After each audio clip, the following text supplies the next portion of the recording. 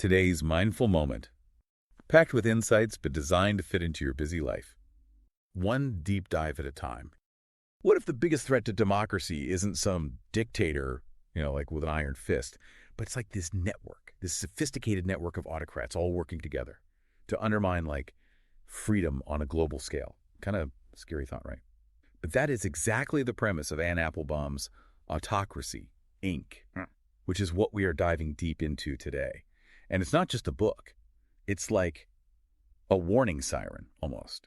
And in this deep dive, we're going to really unpack it. Its most alarming revelations and what it means for you, you listening right now. I think what's really unsettling is how this network operates. It's almost think of it like a corporation, where you have dictators and they're sharing tactics and resources and strategies, all to prop each other up and create this global system that is far more insidious than we might realize. Yeah, and Applebaum kicks things off with this historical parallel, which is eerily relevant today.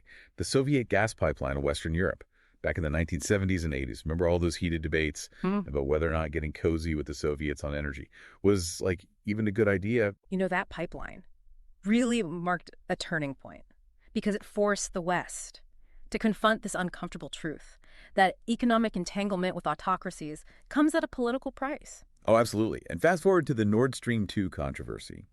It's clear that Russia definitely learned from the past, using energy leverage for political gain. And it just underscores this pattern. The West's hope that trade with China and Russia would lead to democratization. Oh, that is just totally backfired. Yeah, spectacularly, right? Yeah. Instead, I think what we've seen is that Putin's Russia has become like a blueprint for a new kind of autocratic kleptocracy, one that really uses corruption and state control to enrich a select few at the expense of, everybody else. And it's not just happening on this grand geopolitical scale. Applebaum actually gets into the personal level, detailing how Putin, even back in his St. Petersburg days, was already a master of funneling funds through all these shady deals. And what's shocking is that Western companies and institutions were actually complicit. It's true. They turned a blind eye, either to do business and to reap the profits, even if it meant fueling a system that ultimately undermines democratic values. It's the allure of money and profit can sometimes overshadow. It often does. Those morals and ethics. Yeah. Unfortunately. And Western banks, too, they played a role, accepting, just a flood of dirty money without really asking too many questions. It's a disturbing illustration of how greed can really be a powerful enabler of autocracy. It's it greases the wheels in a way. It does. Yeah. But this isn't just a Russian story. Applebaum takes us to Venezuela under Hugo Chavez, who initially was this charismatic figure promising a Bolivarian revolution, a more equitable society. And yet what unfolded was this very systematic dismantling of democratic institutions, all under the guise of populism. Yeah, behind the revolutionary rhetoric was this very calculated scheme to enrich Chavez and his cronies. And Applebaum really exposes this intricate web of corruption in Venezuela's oil industry, highlighting, just the staggering wealth stolen from the country. And while the Venezuelan people were facing hunger and hardship, the elites were living the high life, their luxury fueled by corruption. And here's where the Inc. part of Autocracy Inc. Becomes even more evident, because other autocratic regimes stepped in to actually prop up the Venezuelan regime. It's like a global support network for dictators, right? Russia, China, Cuba, Iran, Turkey. They all provided loans, investments, and political support, really ensuring the survival of a regime that served their interests. And then you have this shocking case of Zimbabwe, where this charismatic pastor, Hubert Angel, gets entangled in gold smuggling schemes with ties to the government. It sounds like something out of a thriller, but these are real-world consequences. Yeah, this case, as detailed in the Gold Mafia documentary, unveils this tangled web of characters and operations, really highlighting how religion, politics, and corruption all intersect in the autocratic world.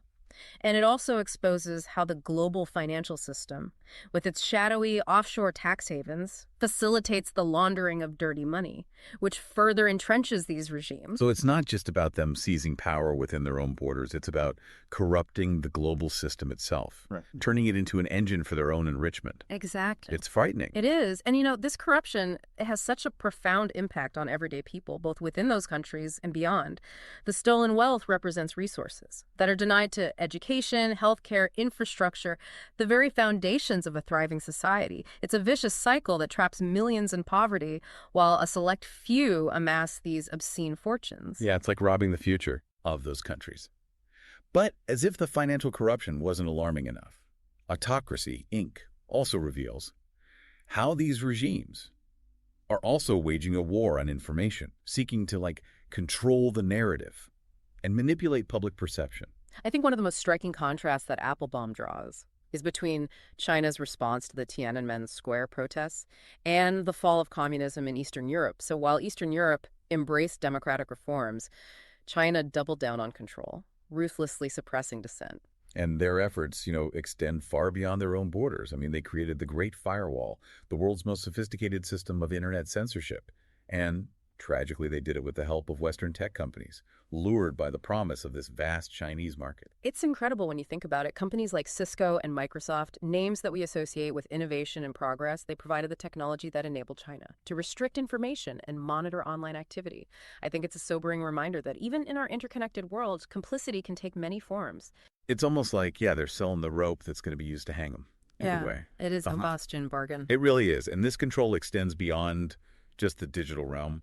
Applebaum takes us to Xinjiang province, where China has implemented this chilling surveillance system, targeting the Uyghur minority. It combines facial recognition, artificial intelligence, this vast network of cameras to track people's, every move. It's, imagine living in a world where every step you take, every conversation you have, every website you visit is monitored and analyzed by this, unaccountable government. That's the reality for millions of Uyghurs in Xinjiang. It's a horrifying example of how technology can be used to create this dystopian police state. I know. It's really something out of, a science fiction novel. And yet it's happening right now. It is. It's happening. In the 21st century. It's chilling.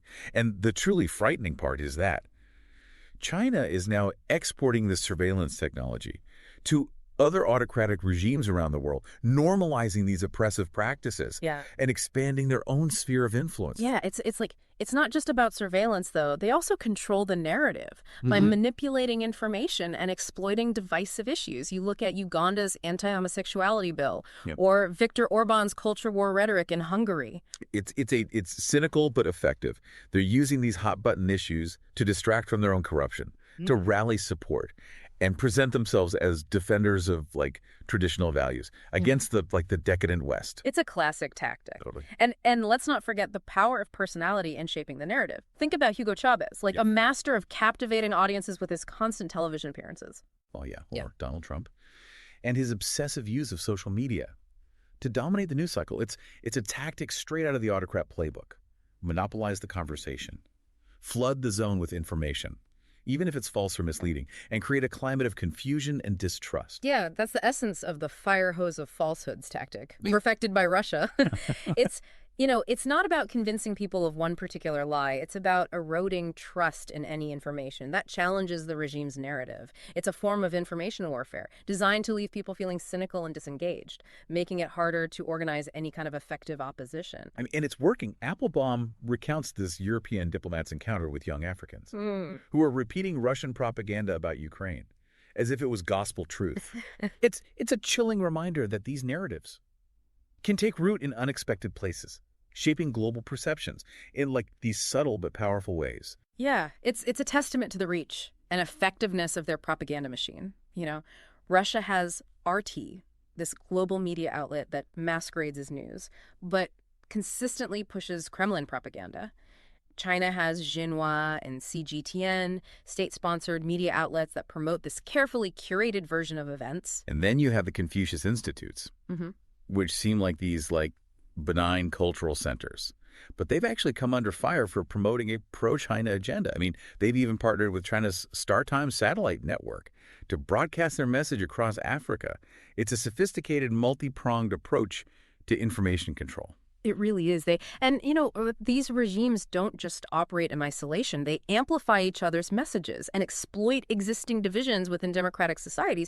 Take the biolabs conspiracy theory about Ukraine that originated in Russia, was amplified by Chinese state media, and then spread like wildfire through far-right online communities in the West. It's almost like a virus. It is. It spreads. It mutates. It finds these different hosts. Exactly. It finds fertile ground in those who are already predisposed disposed to distrust official narratives. It's scary. And the techniques are evolving.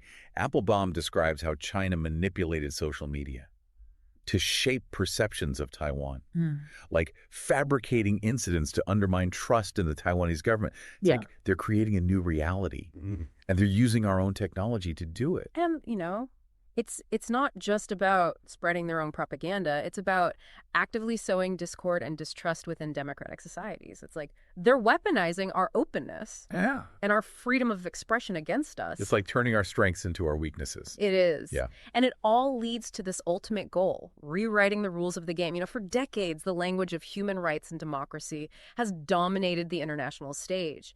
But autocratic regimes are pushing back, trying to replace those values with their own concepts like sovereignty and multipolarity. It's almost like, it's like a rebranding, a PR campaign for autocracy. It's a deliberate attempt to shift the narrative, to redefine what's acceptable in the global arena. They want to create a world where dictators can operate with impunity, free from international scrutiny or accountability. It's a scary thought. It is. And, they're building their own institutions to advance this agenda.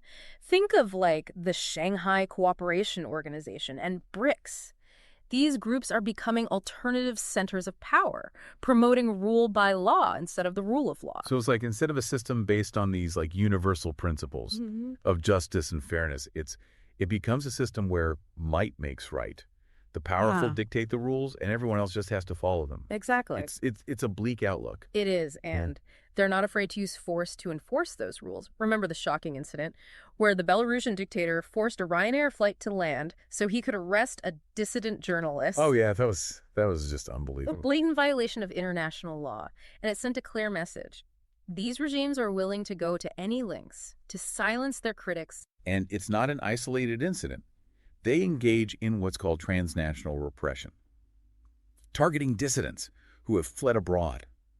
Applebaum details these chilling examples of Rwandan agents hunting down exiles, and even the abduction and murder of a Venezuelan military officer in Chile. It creates this climate of fear where even those who have escaped the clutches of these regimes don't feel safe. It's like they're reaching out with their long arm. They are. And trying to silence those voices. Yeah, and it undermines the rule of law, even within democratic countries. If autocrats can act with impunity beyond their borders, it erodes trust in the institutions that are supposed to protect us all. It's a domino effect, in a way. It is. It starts in one place, and it just ripples outward. Yeah. It's a stark reminder that the fight for democracy isn't confined to, like, some far-off land. It's happening everywhere, even in the countries we consider safe and free. It is.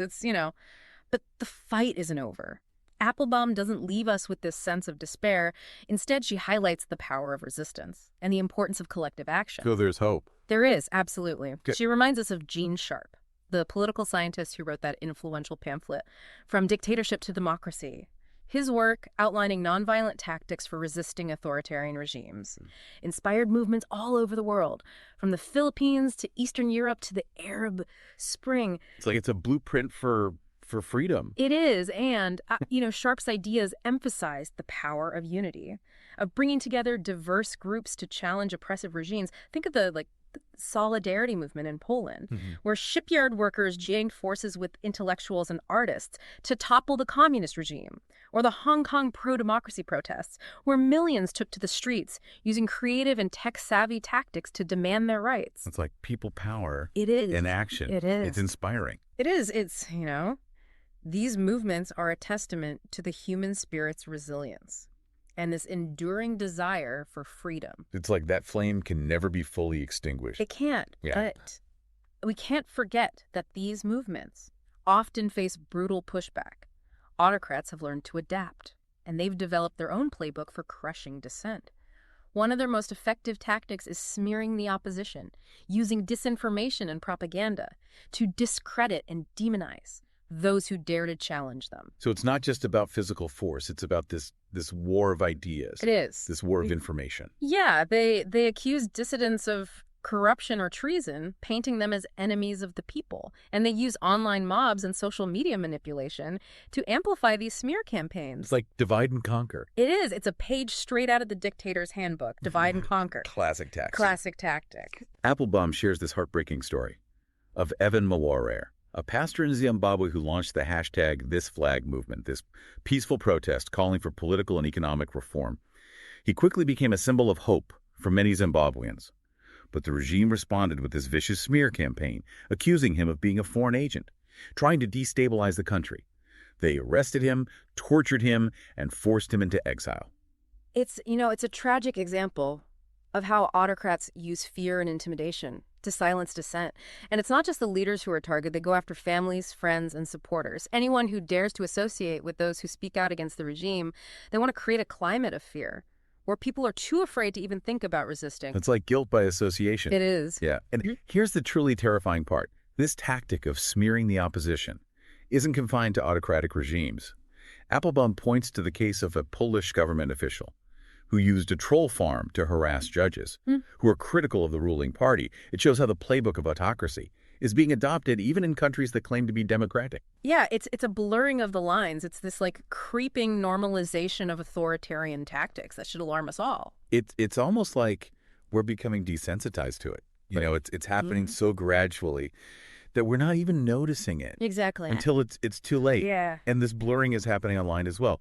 The internet, once hailed as a tool for democratization, has become a weapon in the hands of autocrats. It has, They use it to spread disinformation, to manipulate public opinion, to silence their critics, and create these filter bubbles where people are only exposed to information that reinforces their existing biases. It's a recipe for polarization and division, making it harder than ever to have reasoned debates and find common ground. So what can we do? I mean, in the face of this global network of autocracy, it's easy to feel overwhelmed and powerless. I think that's exactly the feeling these regimes want to cultivate. But Applebaum's book is not a counsel of despair. She argues that we need a Democrats United strategy, a collective response that recognizes the interconnected nature of these threats and tackles them head on. So it's not enough to just focus on individual countries or regions. Yeah. We need a global strategy. A global strategy to counter this global threat. Exactly. And that strategy needs to be multifaceted, addressing the financial, political, and informational dimensions of this challenge. So it's like we need to hit them on all fronts. We do. Yeah. One of Applebaum's key recommendations is to reform the global financial system. Crack down on money laundering and tax havens, those shadowy corners of the financial world that allow corrupt officials to hide their stolen wealth. Yeah, these are the hidden pipelines that fuel corruption and kleptocracy. We need to know who owns what and where the money is going. We need transparency. And we need to hold Western banks and financial institutions accountable for their role in enabling these corrupt regimes. They can't just keep turning a blind eye to dirty money. No, they need to be held responsible. They do. Yeah. Another critical element of this Democrats United strategy is to counter disinformation. We need to expose the tactics of these regimes, educate the public about how to identify fake news, and support independent media outlets that are committed to truth and accountability. So it's like, we need to fight fire with fire, in a way. In a way, but with truth. With truth. Yeah. Okay. Journalists are on the front lines of this fight, and they're often targeted by these regimes. We need to protect them and ensure that they have the resources they need to continue their vital work. They're the watchdogs. They are. Yeah. Keeping an eye on those in power and holding them accountable. We also need to reform social media platforms. They become the amplifiers of disinformation, and they need to do a better job of moderating content, identifying and removing fake accounts, and preventing foreign interference in our elections. It's a complex problem. It is. But we can't just throw up our hands and say it's too hard. We need to demand better from these platforms. They have a responsibility to protect our democracy.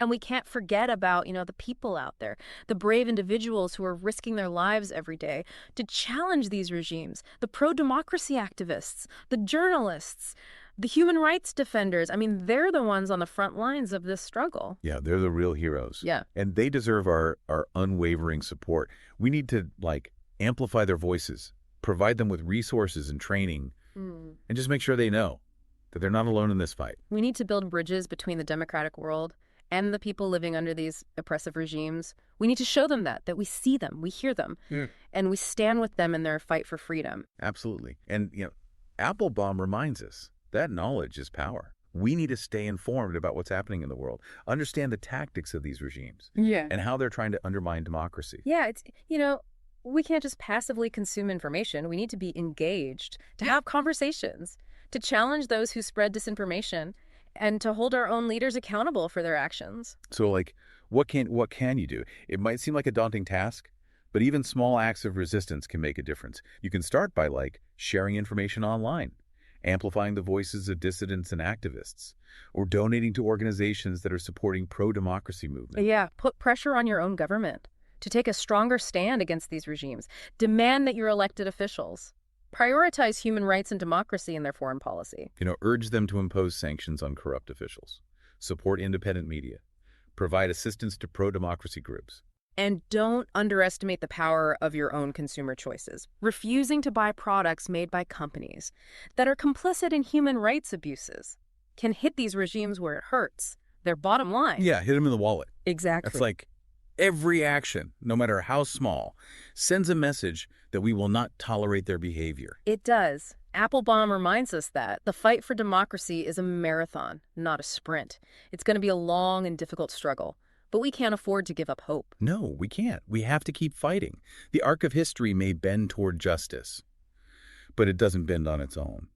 It takes courage, commitment, and action from each and every one of us. We need to remember that we are not alone in this fight. There are people all over the world who are struggling for freedom and democracy, and we have a responsibility to stand with them. Absolutely. Well, this deep dive into Autocracy Inc. has been a real eye-opener, I think. It's a reminder of the fragility of democracy and a call to action. We can't afford to be complacent. The future of democracy is in our hands. So what will you do? How will you resist the influence of Autocracy Inc. and defend democratic values? That's the question we leave you with today. Don't just listen to this deep dive and move on. Think about it, talk about it, and most importantly, act on it. Anne Applebaum's book, Autocracy Inc., is a must-read for anyone who wants to understand the challenges we face. We'll include a link to purchase it in the show notes. And if you want to keep diving deep into these complex global issues and uncover more shocking truths, make sure you subscribe to The Deep Dive. We've got more thought-provoking episodes coming your way. Thanks for listening. Stay curious, stay engaged, and stay hopeful.